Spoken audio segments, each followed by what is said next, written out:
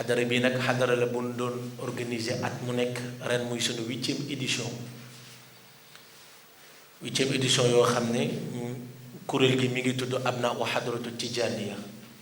ñu boole ñaari section muy section Yëmbal ak Malika di xadara départemental ndax mboolem ku aju ci Kër Massar te aju ci xadara Cheikh Al Hadji Malick radiallahu taala anhu ñun ak yow ñoo bokk organisation bi service yi nga xam ne nag teew nañu yàgg nañoo teew ak ñoom di réunion ci lii ndax mbir mi moo toll foofu muy événement phare boo xam ne mooy événement bi gën a rëy ci département bu Kër Massar li muy dajale ci ay nit amul benn événement diine buy am ci département bu Kër Massar bi li stade bi di dajale mu koy dajale kon nag mbooloo mu toll noonu yella na ñu organiser ko ba nit ñi ñëw ci jàmm delluwaat ci jàmm te defuñu fi lu dul jaamu yàlla te jaamu yàlla yépp yàlla mi ko santaane moo ko njëkk organiser boppam nit ñi ànd ci loolu organiser ko loolu moo waral ñu ne nanu sàkku def ak yow ak CLD toog ñu waxtaane mbir mi ndax mbir la boo xam ne sunu kilifa di xalif général di Tidiane Serigne Babacar Sy ibnu Alaaji Mansour moo ci joxe ndigal lii bokk ci xadara boo xam ne fii ci région de Dakar ginnaaw bi stade Amadou Barry xadara bi moo ci topp muy xadara waajtaay bu jëm ci stade Amadou Barry bu Géejawaay bu Malika bi bu ñu ci génnee rek dañuy waajal dem bu Amadou Barry loolu nag dafay jaadu mu nekk loo xam ne lu nu war a organiser la pour daayira yi nga xam ne dañuy ñëw lii ñuy def dafa am heure muy xadaratul jumaa waxtu gàtt la ndax diggante tàkkusaan ak timis la ci farata bi nu war a def ginnaaw farata ga li ciy topp mooy cérémonie officielle mooy déglu kàddu kilifa yi te loolu daanaka bu jëlee 1 heure temps ca la yem ñu ñaan ñëpp ñibbi kon la ñu fi tax a daje farata gi diggante tàkkusaan la ak timis muy xadaratul jumaa su ne xadaratul jumaa nag ponk la ci ñun njoñu tarixa bi sëriñ Abdul Aziz Al Amin moo ko initié woon sàkk woon gox bu nekk tiijaan ya fa nekk nanu daje utal Cheikh Sidi Ahmed Tidiane benn bis boo xam ne ñoom ñëpp ay daje ñu ñaanal ko réew mi loolu nag Malika am ci benn ndax section bi yëmbal la déparé ñu def ko 4 ans yëmbal xat mënatuñ ko faa defee ñu ñëw fii ci mairie bi ñaanoon monsieur le maire Talla Gadiaga ne ko doon sàkku stade bi pour ñu defee ko fi suñu événement ndax xajutuñ fi mu nangul nu ko ren mooy suñu 4e année ci stade bi waaye bu ñu boolee édition yi 8e édition lay doon kon nag dinañ soxla police ci wàllu taxawaay boobu soxla ko it surtout li nu gën a yitteel mooy circulation oto yi bañ fee taxaw ngir oto bu ñëw jóge pour ñëw ci xadara bi ñëwam day yomb waaye delloom it aussi day yomb waaye ñun ci sunu xadara yii ñuy organiser dafa am benn service boo xam ne mi ngi aju ci service su kër Cheikh Al Hadji Malick radiallahu taala anhu loolu ñoom chaque année dañuy ñëw ànd ak police liggéey bi di leen ko yombalal di leen ko jàppal ndax ñoom ñoo xàmmee kilifa yi ñoom ñoo xàmmee it aussi taxawaay bi kilifa yi am mooy koskaas bi nga xam ne borom tenue bu verte bi moo ko sol muy Pape Yade tey moo jiite koskaas Dakar et banlieue ñoom ñoo fi nekk jiite liggéey boobu loolu bi sëñ Babacar Sy du dund lañ ko organiser ba tey nga xam ne lépp lu ñuy def ñoom dañuy bokk ci organisation wu kër gi ñoom it aussi li tax ñu convoqué leen mooy ñu déglu police aussi yombalal liggéey bi ci ñoom dina gën a yomb ñoom ñu xàmmee lu leen kilifa yi. beneen bi service bi mooy Croix-Rouge ku ne Croix-Rouge xam Croix-Rouge taxawaayam ci sunu diggante ak ñoom ci liggéey bi nu amee parce que nit ñi aussi dinañ ñëw di tudd yàlla waaye ku ne xam ne ne mbir mi xeetu tudd yàlla ji am na ko xam ne dinañ ko tudd mu yëg ko te it am na ñoo xam ne ànd na nag xeetu jàngoro yoo goo xam ne ñu ngi nuyu aussi sunu médecin bi nga xam ne at mu nekk ñu bokk ko ak ñoom tur wi maa ngi koy fàyyi sax Thiam nga xam ne ñu ngi koy sant bu baax bi may 4e année ñu bokk fi daje fi am na nit ñoo xam ne dañu fi ñëw bu ñu fi ñëwee amee nañ feebar ci tudd yàlla bi ñu tudd yàlla xëy na dinañ ko yëg ci seen biiru xol ba manifesté wu ba mbir mi xaw a jéggi doyu ci ñoom loolu moo tax chaque année Thiam ñëw bokk ak ñun jotaay bi ci wàllu woowu ndax bu nu sañoon bu nu dajee nanuy dajee ci jàmm kenn ku nekk ñibbee noonu ci jàmm. lu laaj bi mu def dafa am solo mbir mi yàlla dafa dogal ñiy gàmm ak ñiy ras dem du lu benn loolu moo war a ren ñu jël beneen matukaay yi mooy benn presse bu fay ñëw te solo t-shirt buñ lay identifier ne ci presse sàngam nga jóge du filmer xadara bi loolu lañ njëkk a jël muy matukaay boo xam ne jël nañ ko ren beneen bi képp koo xam ne identifié nañ la ci sa t-shirt ba xam ne badge presse nga yor ba xam ne indi nga presse nga àndal dina la jox badge presse boo xam ne ñun ñoo la koy jox moo xam ñu mën la defee identifié parce que nit ñi mënuñoo toog di jaamu yàlla nit ñi di jaabante ak di yàqal nit ñi lanu fay def te mbir mi comme direct lay doon ci télé yi kilifa yi di ko seetaan dafa am loo xam ne dañu koo xamee mooy yar ak teggin ak dal li jaamu yàlla di laaj looloo tax ren ñu ne du nu may ku yor téléphone rek taxaw ne da ngay filmer ñun ñoo lay identifier ba xam ne ci presse nga nekk ñu door laa jox badge képp ku amul badge boo jógee di filmer police dinañ ko wax loolu ne ko identification boobu bu amul képp kuy filmer dañ naa la demal nga toog soo mënta toog ñu bàyyi la libéré la nga ñibbi loolu moom incha allahu taala jël nañ ko ren ay matukaay yu am solo ànd ko ñi ñu bokkal liggéey bi su ko defee sous préfet ñi ngi lay sant bu baax di la gërëm daje woon nañ fi tey doon saytu liggéey bi nga xam ne bokk nañ ko ak yéen nga représenté fi président de la république monsieur Bassirou Diomaye Diakhar Faye ak premier ministre am monsieur Ousmane Sonko ñu ñaanal la yàlla sàmm la ni ko imam Babacar Sy la waxee am na solo bi nga ñëwee ci gox bi ñëw nga agsi nga waaye xam nga ne gox bi am na ay réalité bi mooy am na ñu fi toogal état ginnaaw chef de quartier yi am na ñoo xam ne tey ñoo fi nekkal diine ji te mooy lu nu boolee takkee nu bokk nu muy imaam yi aima bu nekk nga dem ci moom nuyonte ak moom loolu day jëf ju am solo bu nu war a saluer te mu nekk exemple ci bépp kilifa goo xam ne ñëw nga ci gox doon fa bees ña nga fa fekk ñu miin la day tax day am solo ndax kilifa des koy miin te doo ko yàpp loolu nag ñu ngi la ci sant di la ci gërëm di wax ne bis la boo xam ne Serigne Abdoul Aziz Sy Al Amine moo ko initié woon pour mu nekkoon participation ci ndawu tarixa tijaaniya waaye mu nekkoon participation wu ci ñaanal réew mi ndax Serigne Cheikh dafa waxoon ne kuy ñaanal sa bopp te réew mi nga nekk amul jàmm sa jàmm du feeñ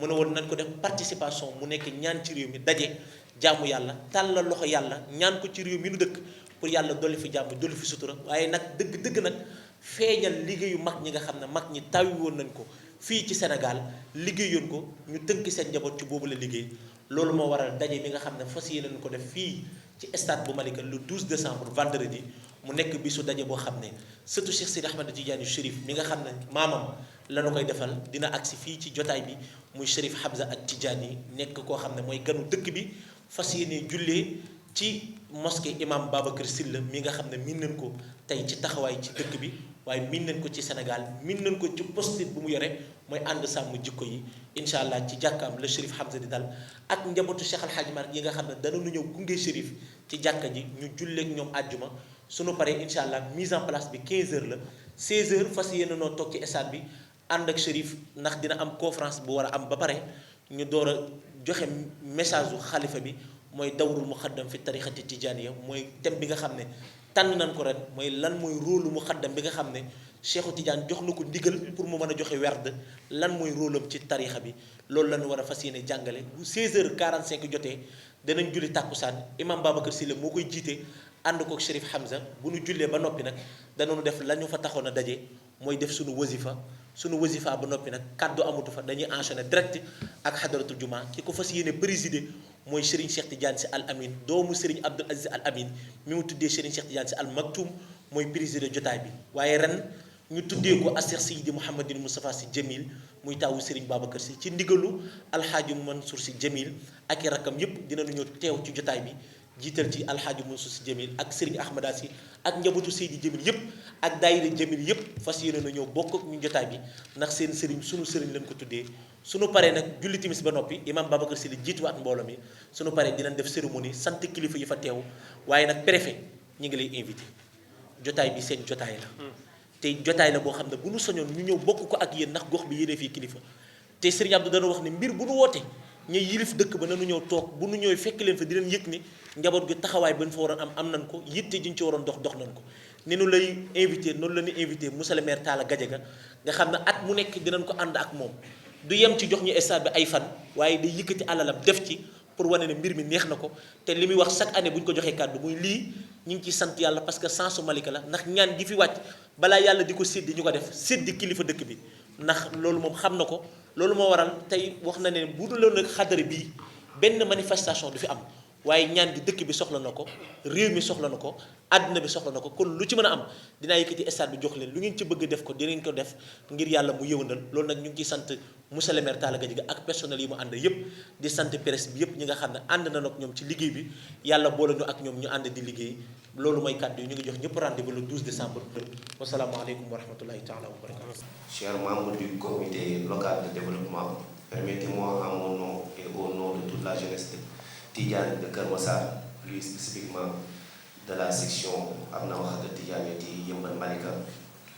de vous exprimer notre sincère gratitude pour nous accorder l'honneur et le temps de présenter notre projet au sein de cette instance stratégique de développement. Avant l'entame de cette réunion préparatoire, nous tenons à rappeler que la Hadratul Juma est l'une des pratiques majeures de la tariqa Tidjane du vénéré pour le cachet de la sainteté, Cheikh Seydi Ahmed Tidjane Chérif. Nous sommes extrêmement honorés d'accueillir à nouveau pour une 8e édition de la Hadratul Juma départementale de Keur Massar. Cet événement spirituel de très grande ampleur qui se tiendra, si Dieu le veut, le vendredi 12 décembre 2025 au stade de Malika, où nous attendons une forte mobilisation des fidèles venus de tout le département et d'ailleurs. Ce rassemblement constitue un moment fort de ferveur religieuse et de consolidation de notre cohésion sociale. Ainsi, pour garantir son succès et, plus important encore, pour assurer la sécurité, le confort et la dignité des milliers de fidèles attendus, une collaboration étroite et une synergie d'action avec l'ensemble des services de l'État présents aujourd'hui sont absolument indispensables. Notre organisation a préparé un plan logistique détaillé, mais sa mise en œuvre effective et sa fiabilité dépendent crucialement de votre expertise et de l'appui structurel que vous êtes en mesure de nous apporter. Monsieur le sous-préfet, nous soumettons très respectueusement à l'appréciation bienveillante du CLD les requêtes suivantes, qui sont autant d'appels à la mobilisation des services techniques compétents. Concernant la fluidité du transport et de la sécurité routière, nous nous tournons vers la police nationale et de l'ASP. Nous sollicitons instamment la mise en place d'un plan de circulation spécial pour le 12 décembre qui devra être centré sur la fluidité du trafic. Nous voudrions qu'elle soit beaucoup plus fluide, surtout au niveau du terminus de Malika et à la sortie de la VDN3 où on note des embouteillages monstrueux, sans oublier aussi l'organisation rationnelle du stationnement au bord immédiat du stade, afin de faciliter l'arrivée et le départ de nombreux bus et véhicules transportant les fidèles et prévenir tout risque de paralysie de la circulation. Pour les urgences et l'assistance sanitaire, nous faisons appel aux sapeurs-pompiers et à la Croix-Rouge et à la district de Malika, poste de santé. Une présence accrue est fondamentale. Nous demandons l'établissement d'un dispositif de sécurité civile et sanitaire particulièrement renforcé, impliquant la présence continue d'une ambulance et d'équipes de premiers secours de la Croix-Rouge pour prendre en charge et assister immédiatement les fidèles qui pourraient être victimes d'un malaise ou d'un accident, garantissant ainsi une intervention rapide en cas de nécessité. S'agissant de l'énergie, nous adressons nos vœux à la Sénélec. La réussite de l'événement repose aussi sur la qualité de la sonorisation et de l'éclairage nocturne. C'est pourquoi nous prions la Sénélec de bien vouloir prendre toutes les dispositions techniques nécessaires pour mettre la zone du stade hors délestage durant toutes les heures de la cérémonie, évitant ainsi toute interruption dommageable de la ferveur religieuse. Enfin, pour la salubrité et la désinfection et la désinsectisation des lieux, nous sollicitons la SONAGED et les services d'hygiène. Le respect de notre site passe par la propreté. Nous avons un besoin impérieux d'accompagnement en matière de gestion des décès et solliciter la fourniture. Nous avons besoin solliciter la fourniture de bacs supplémentaires ainsi qu'un passage exceptionnel rigoureux des équipes de la SONAGED avant l'événement et un nettoyage en profondeur immédiatement après la dispersion de la foule pour garantir la salubrité du stade. Monsieur le préfet, mesdames et messieurs des membres du CLD, la Khadratul Djouma est un événement qui concerne toute la communauté et nous plaçons toute notre confiance dans l'engagement de l'État à soutenir toutes les initiatives citoyennes qui sont porteuses de paix et d'élévation spirituelle. Nous, Abnao Khadr Tidjaniyati, section Yeumbeul Malika, réaffirmons notre pleine et entière détermination à collaborer sans réserve avec chacun de vos services pour faire du 12 décembre un succès retentissant, tant sur le plan spirituel que logistique. Nous vous remercions très sincèrement de votre écoute attentive et de votre soutien qui nous sont précieux. jëm ci bis bu mag bi di Khadratul Djouma bu Malika bu département sax lay wax bu Keur Massar 8e édition di sant yàlla itam bim ñu mayee ñu teewee ko ndax daaw defe naa bi ñuy doog a ñëw lañ ko organisé woon jotuma woon a présider li nga xamante ni bii moo doon comité de local de développement bi sama adjoint moo ko présider woon waaye ren man ci sama wàllu bopp man ci sama jëmmi bopp maa ne maa koy présider sama bopp ndax bis bi du bis bu tuut réew mi nag ñun ñëpp ay soit jullit lañu jullit musulman wala chrétien donc mën naa ne à 99% nous sommes des croyants réew moo xamante ne bi 95% ay jullit lañu musulman lañu ñun ñu bokk ci jaadu na même bu fekkente ne autorité administrative lañu ñu ñëw fekkee li présider lu mel nii am na nag ay engagement yoo xamante ne bii jël nañ ko fi ci service yi nga xamante ni bii ñooy service su état bi ci jiitu mooy sécurité ndax maa ngi koy wax sànq mënuñoo organiser lu mel nii te àndut ak sécurité stade bi comme ni ngeen ko xamee dafa am ay travaux ya fa ne waaye danañ ko fa organiser mais nañu jël matukaay yépp ba nga xamante ne bi du am jafe-jafe ci wàllu mbooloo ma fay ñëw loolu nag ñi ngi la ci ñi ngi koy demander la mairie en rapport avec le comité d'organisation d'abord buntu bi comme ni ñu ko waxee ñu yaatal ko waaye aussi mu am ay barrières pour sécuriser li nga xamante ne bi mooy chantier bi beneen bi également ci wàllum sécurité je pense que commandant wax na ko danañu jël matukaay yépp ba ñii ñëw bu soobee yàlla ñu mettre leen dans des conditions de sécurité yu mucc ayib parking bi bu soobee yàlla danañu def visite de reconnaissance commandant fii ak suba ak service technique yi fi ne ci biir stade bi mais également fii nga xamante ni bii moo jàkkaarloog VDN bi pour que oto yi ñëw ñu mën leen a parquer foofu circulation bi aussi je pense que wax na ko danañ ci jël ay matukaay pour que dem beeg dikk bi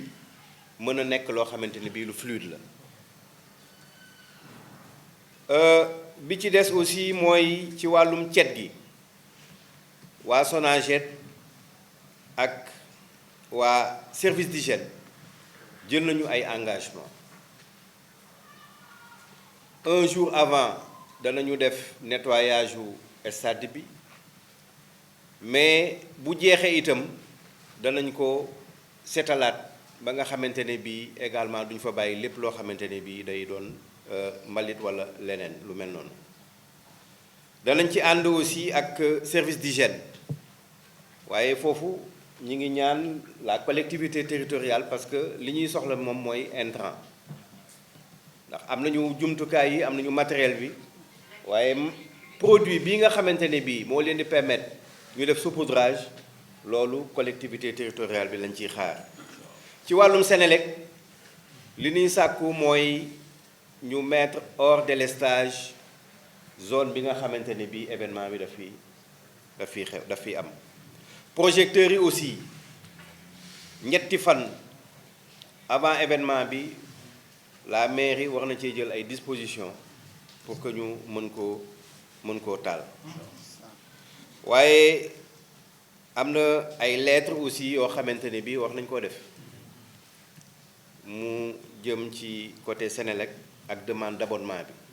bi yooyu comité d'organisation bi comme ni ko imam waxee léegi wala ci côté sécurité bi aussi am na ay lettres yoo xamante ni bi wax nañ ko nañ ko def ni mu gën a gaawee ndax bu ñu xaar ba mu des une semaine wala juróomi fan bëgg a def lettres yooyu day jëm surtout ci côté sécurité bi également demande de concours bi